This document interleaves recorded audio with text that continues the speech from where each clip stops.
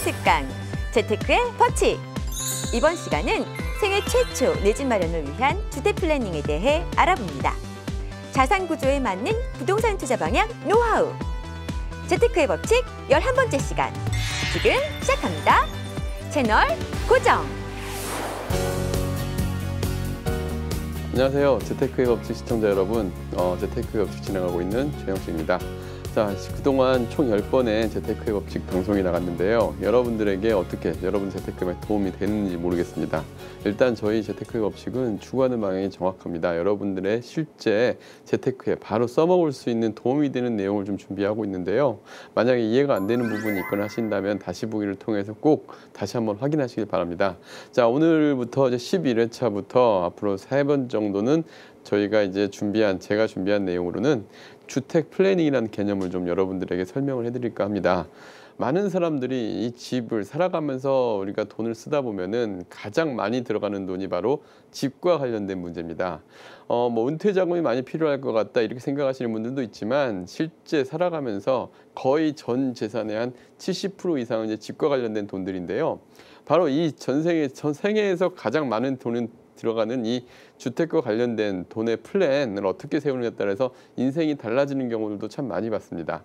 그래서 오늘 여러분들에게 어떻게 내 집 마련 계획을 체계적으로 세우고 그 다음에 향후에 나는 어떤 식으로 준비를 해나가야 될지를 앞으로 11회, 12회, 13회에 걸쳐서 좀 설명을 해드려 볼까 합니다. 자, 먼저 오늘 11회 처음으로 여러분들에게 소개할 내용은요.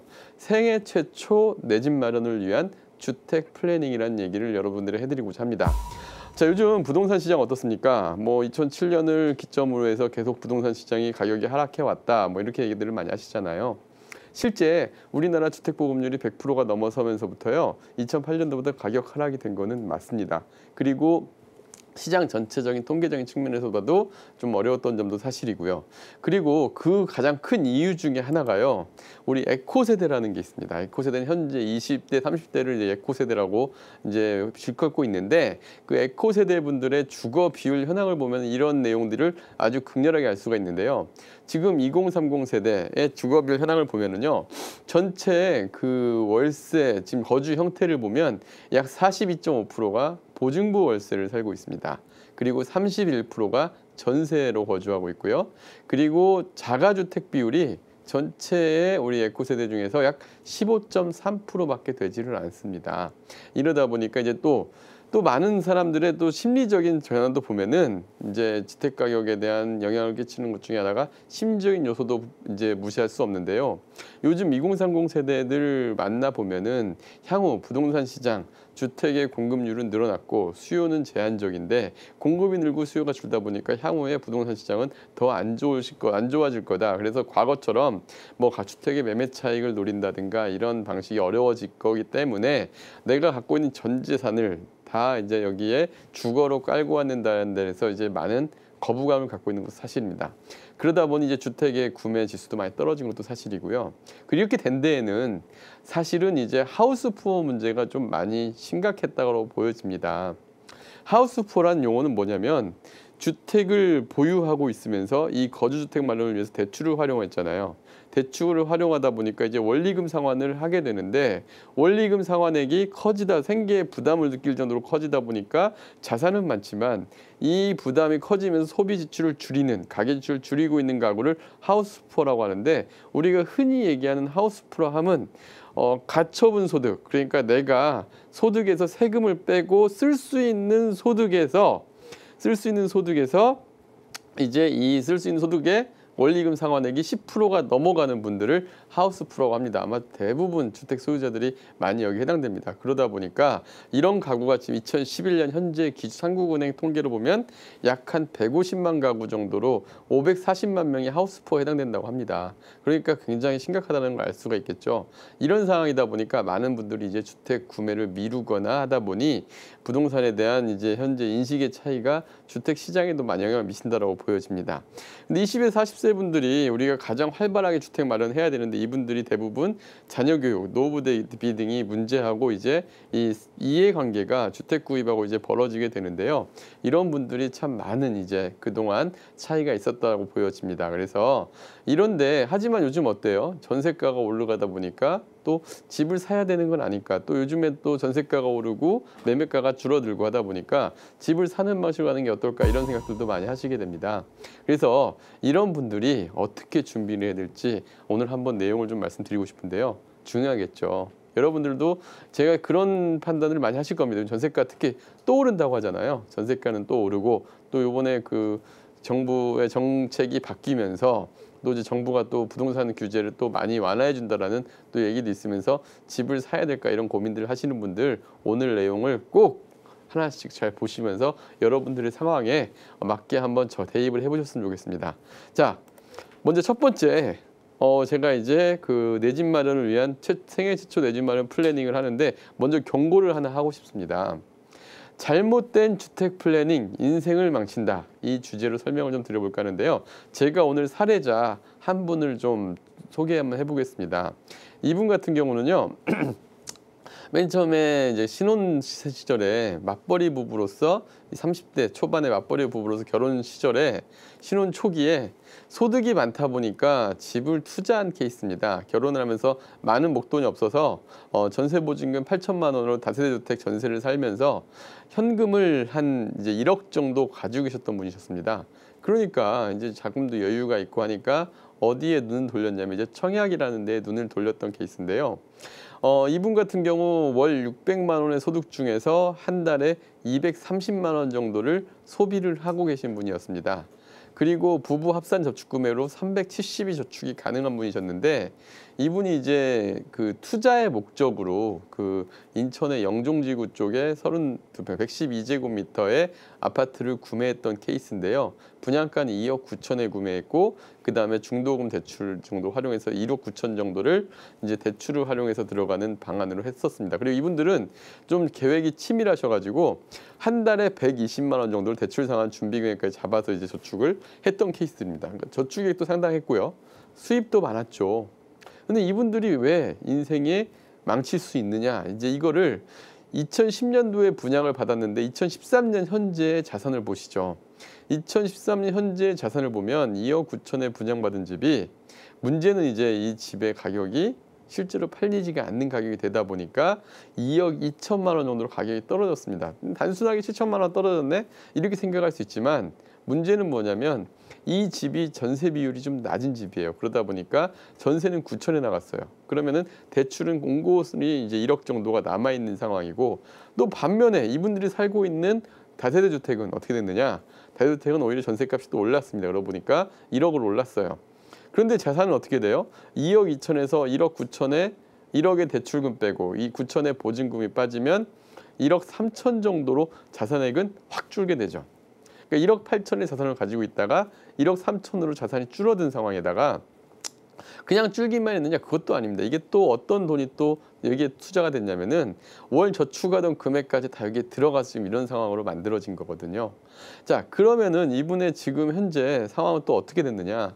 처음에 집을 살 때는 소득이 많았어요. 그래서 이게 다 유지가 될 것 같고 괜찮았지만 2013년 수입 지출 현황을 보면 그 사이에 이 자녀분이 태어나고 육아 문제가 해결이 안 되다 보니까 맞벌이에서 외벌이로 전환되게 된 겁니다. 외벌이로 전환되다 보니까 한 달 소득이 600에서 430만 원으로 바뀌게 됐죠. 그리고 한 달에 소비 지출은 또 늘어났겠죠. 왜? 자녀가 또 태어났으니까. 320 정도 지금 소비를 하고 계시는데요. 이 중에서 한 달에 월 원리금 상환액으로 1억에 대한 대출에서 45만 5천 원 정도를 상환을 하고 있고 그다음에 부부 합산 그래도 저축을 한다고 하는데 60만 원 정도 저축을 하고 있는데 되게 암울한 상황이잖아요. 왜? 자기들은 지금 다세대 주택에 건설을 하고 있단 말이에요. 자산이 있음에도 불구하고 그다음에 대기업 직장인인데 이런 상황이 되다 보니까 이걸 어떻게 해결할까 이제 이렇게 말씀을 많이 하시는데 실제로 이 저축이라는 걸 많이 못 하게 됐잖아요. 만약에 분양 시점에 분양을 받지 않고 금융자산을 좀 모아서 자신들이 거주할 주택을 조금만 더 합리적으로 생각을 했다 한다면 내가 만약에 이 대출을 갖다가 이 정도 끼지 않았다고 한다면 그리고 내가 만약에 좀 더 계획적으로 향후에 들어갈 비용과 향후에 들어갈 소비액을 잘 판단을 해서 거기에 맞는 선택을 했다 한다면은 이런 결과는 나오지 않았을 것 같은데요. 그냥 무리한 투자, 차익에 대한 투자 방법, 그리고 과거에 그 투자 행태를 따라갔던 게 이제 이런 결과를 가져온 겁니다. 그래서 주택도요, 사실 때 이렇게 무모하게 투자라는 생각보다는 내가 과연 여기에 감당이 가능하냐. 그래서 이런 것들을 보셔야 되는데, 주택 플래닝이라는 거는 다른 게 아니라 총 3가지 정도를 검토를 하는 걸 주택 플래닝이라고 합니다. 첫째, 이 집이 내 재무적으로 적합하냐. 재무적 적합성을 따지는 겁니다. 이건 뭐냐면, 먼저 집을 사기 전에 제일 먼저 고려할 건 뭐냐면은, 요즘들은 많이 하고 계시지만 많이 그래도 사람 착각하시는 것들 중에 하나가 있습니다. 자신의 현재 소득과 지출 상황을 먼저 고려하고 대출을 활용하는 게 좋으냐 안 좋으냐를 따져보는 거. 또 주거와 투자를 분리해서 내가 주거 쪽에 어느 정도 비용을 쓸 것이냐, 그리고 나는 투자로 해서 어느 정도 소득을 좀 벌고 해서 노력을 할 것이냐, 이렇게 좀 고려하는 요소를 재무적 적합성. 그래서 나의 재무적 상황에 과연 맞느냐 안 맞느냐를 따지는 게 재무적 적합성입니다. 두 번째는 주택 플래닝 두 번째는 지역적 적합성입니다.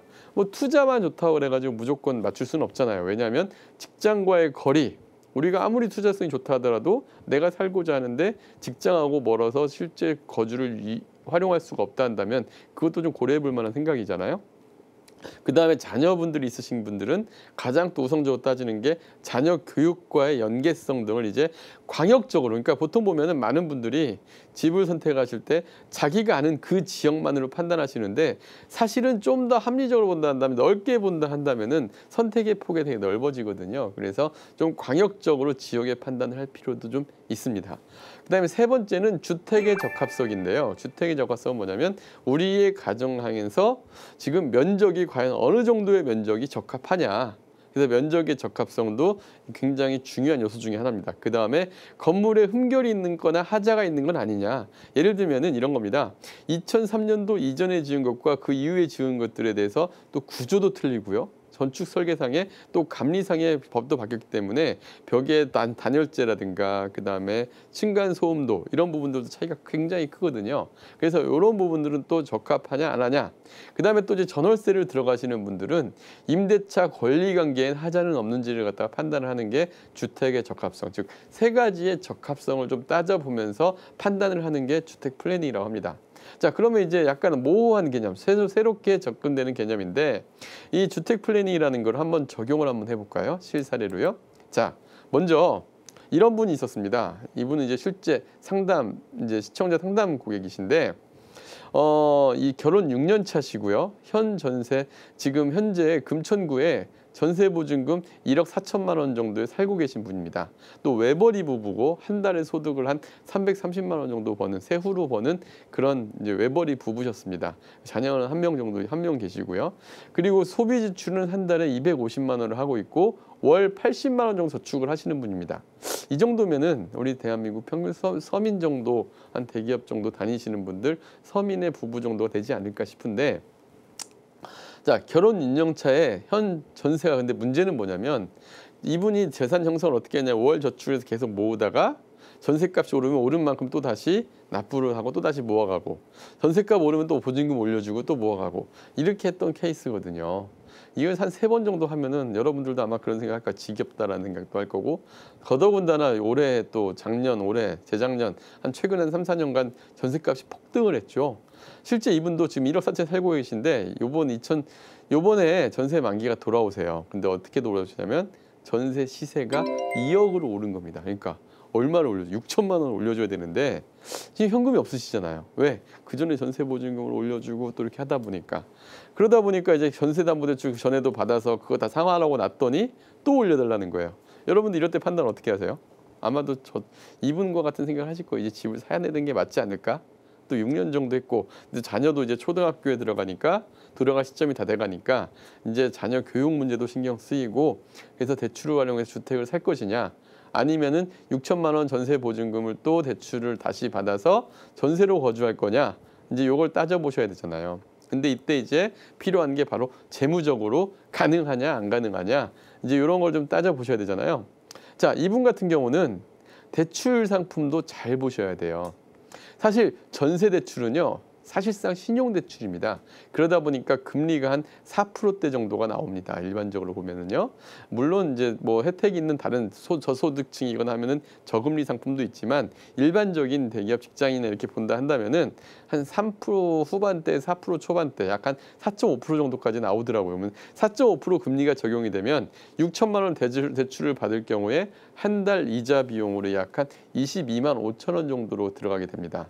근데 이분한테 이제 제가 그 제안했던 내용은요, 뭐였냐면 바로 주택 구입 쪽으로 돌아섰습니다. 지금 이 집 2억 원의 대출 전세집이 2억 원의 전세집이 주택 매수에 나서게 되면 2억 4천이면 매수가 가능합니다. 요즘 이런 집들 굉장히 많아요. 매매가가 대비 전세가가 거의 90%에 육박하는 집들도 의외로 주변에 많습니다. 특히 중소형 아파트들 경우에는 그런 집들이 많은데 이분 같은 경우도 우리나라 정부에서 보면은 그 생애 최초로 주택을 구입하시는 분들에게 혜택을 주는 상품들이 몇 가지가 있습니다. 그 중에 하나가 수익 공유형 모기지라는 게 있는데요.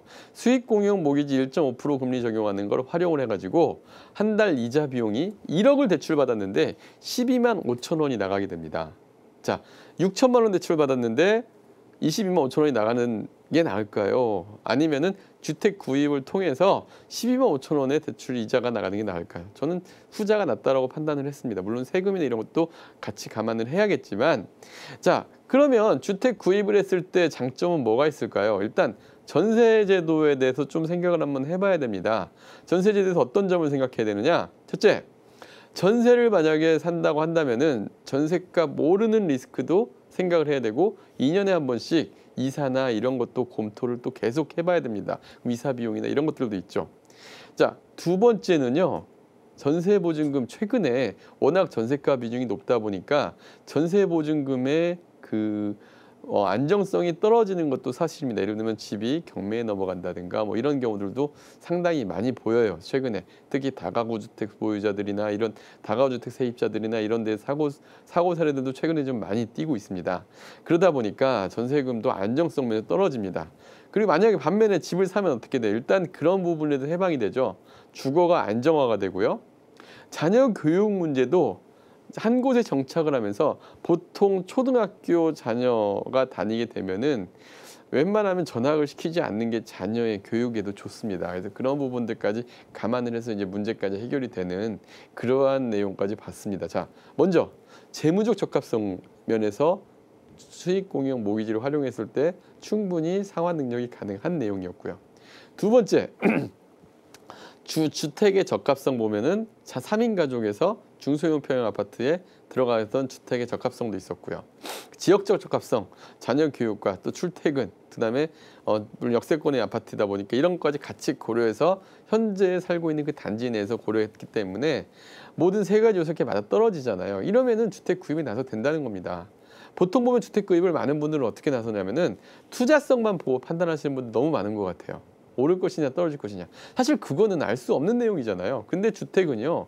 주거의 가치가 크기 때문에 투자보다 우선 고려될 게 자신 상황과의 적합성을 꼭 따지시는 겁니다. 이런 식으로 따져보시는 거예요. 자, 그러면은 생애 최초 주택 마련하는 분들에 대해서 혜택을 주는 상품들을 좀 몇 가지를 좀 살펴볼까요?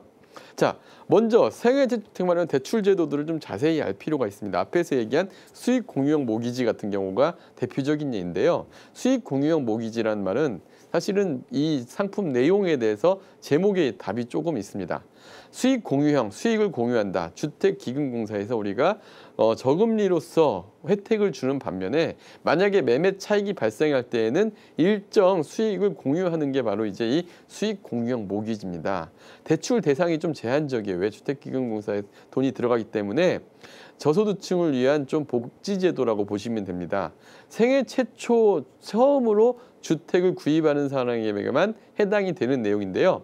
세대원이 만 19세 이상 세대주로서 부부 합산 연간 총소득액이 1년 7천만 원 이하인 경우에만 해당이 됩니다. 자, 그리고요. 대출 금리는요. 고정금리예요. 게다가 1.5% 금리입니다. 해당만 된다 하면은 그리고 주택시장이 향후에 많이 안 오른다고 생각이 된다 한다면은 이거는 활용해 볼 만한 상품이라고 보여집니다. 그리고 대출 한도도 굉장히 높게 나옵니다. 주택 가격의 70%까지 대출 한도가 나오고요. 구입자 연소득의 4.5배까지 나오게 됩니다. 그리고 전용 면적 85제곱미터 이하의 6억 원 이하의 아파트만 해당이 되고요. 수도권 및 5대 광역시에만 한정해서 이 상품을 활용할 수가 있습니다. 그리고 대출 기간은 20년 원리금 균등 기간으로 하고요. 조기 상환 수수료도 있습니다. 3년 이내에 만약에 상환할 때는 1.8%, 5년 이내에 상환할 때는 0.9% 조기 상환 수수료도 있으니까 자신의 상황에서 자기에 맞는 거를 좀 활용할 필요가 있고요. 그다음에 수익 공유 모기지는 이렇게 뭐 수익을 쉐어한다라는 방식이지만 그게 아니라 기존에 그 생애 최초 내 집 마련 대출이라는 것도 사실 지금 시중에서도 활용할 수 있습니다. 이거는 내 집 마련 디딤돌 대출이라는 이름으로 활용 가능한데 기존의 생애 최초 내 집 마련 대출과 동일한 상품입니다. 근데 얘는 차이는 수익을 공유하지 않습니다. 매매 차익에 대해서는 현재 그 사시는 분이 모두 다 가져갈 수 있는 구조예요. 단 금리가 조금 높아요. 일단 조건을 보면 부부 합산 총 소득이 6천만 원 이하인 근로자 그리고 최초 주택 구입인 경우엔 7천만 원 이하까지 가능합니다. 근로자 및 서민 대출로서 대출 신청일 현재 세대주여야 되고요. 그 다음에 그 최고 2억 원까지 DTI를 적용해서 대출을 해줍니다. 그리고 전용 면적 85제곱미터 이하 6억 원 이하 주택, 수도권은 제외하고 읍면지역 100제곱미터 이하까지 가능한데요. 대출 기간은 10년, 15년, 20년, 30년 원리금 균등 상환인데 얘의 금리는요. 이 상품의 금리는 굉장히 양호합니다. 먼저 현 기준금리를 3.5%라고 가정을 했을 때요.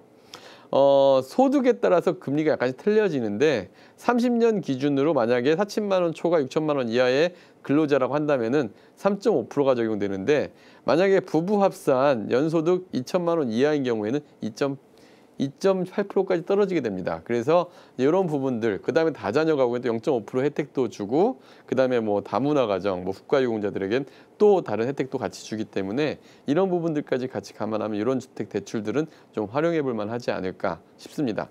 그래서 이제 이런 부분들도 같이 활용을 하고 한다면 우리가 주택 선택의 폭이 넓어지는데 또 하나 마지막으로 하나 더 살펴봐야 될 거는 장기전세 시프트라는 제도가 있습니다. 장기전세 시프트 제도는 사실 우리가 조건만 된다 한다면은 상당히 양호한 20년 동안 전세를 안정적으로 할 수 있는 방법인데 이 부분은 사실 이제 많은 사람들이 관심을 갖기도 하고 있습니다. 일단 3인 이하의 경우에 만약에 이제 우리가 전용 면적 그 80제곱미터 이하, 60제곱미터 이하의 아파트를 만약에 한다면은 3인 이하의 가구 경우 월 314만 4,500원 정도의 소득의 70%를 넘게 되면은 청약이 안 됩니다. 그러니까 저소득층, 그다음에 신혼부부 우선 공급이나 다자녀, 국가유공자 공급들을 잘 활용을 한다면 굉장히 효율적인 주택 선택 방안이 될 텐데요. 자, 마무리로서 이제 여러분들에게 생애 최초로 주택 마련을 구매한다거나 주택 플래닝을 세워본다 한다면은 가장 먼저 점검해야 될 건 자신의 상황부터 점검하십시오.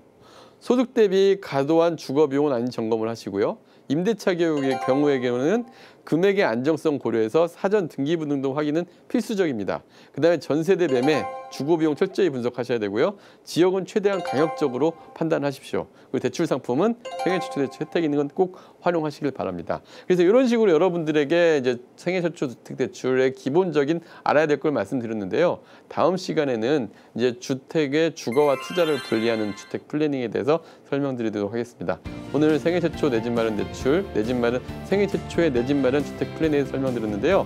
다시 한번 보시길 분들은 꼭 RTN 통해서 방송을 통해 다시 보고 하시기 바랍니다. 감사합니다.